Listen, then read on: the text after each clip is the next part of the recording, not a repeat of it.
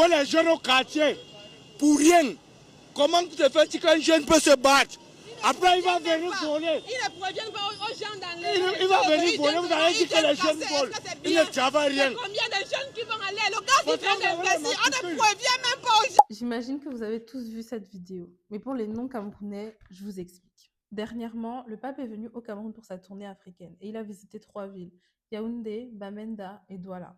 Et pour l'occasion, de nombreux commerces et habitations appartenant à la population se sont vus être détruits, et la plupart apparemment sans préavis et sans indemnisation. Et tout ça pourquoi? Tout simplement pour embellir la ville pour la venue du pape, pour que les images soient propres, pour qu'il n'y ait pas trop de misère et pour que ça ait un rendu beaucoup plus lisse à la caméra.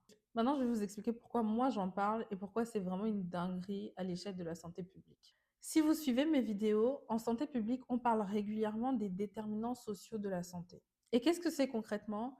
C'est tout ce qui, au quotidien, dans ta vie, influence directement ta santé. On parle ici de ton revenu, ton logement, ton alimentation ou encore de ta stabilité. Et même si on pense que ce sont des détails, en réalité, ce sont des fondations. Donc, quand on décide de détruire le commerce de quelqu'un du jour au lendemain, on ne détruit pas seulement un lieu, mais son revenu. Et un revenu perdu est une sécurité alimentaire qui s'effondre. Une sécurité alimentaire détruite est une santé qui chute, que ce soit physiquement ou mentalement. Et on se retrouve avec du stress, de l'anxiété ou encore une incapacité à nourrir ses enfants ou ses proches. Et on peut d'ailleurs qualifier ça de violence structurelle. Donc non, ce qu'on a fait à ces familles n'est pas un simple nettoyage urbain. On a vu ces derniers jours un pape venu parler de paix. Mais la paix commence par le fait de ne pas détruire le pain des autres simplement pour faire bonne figure.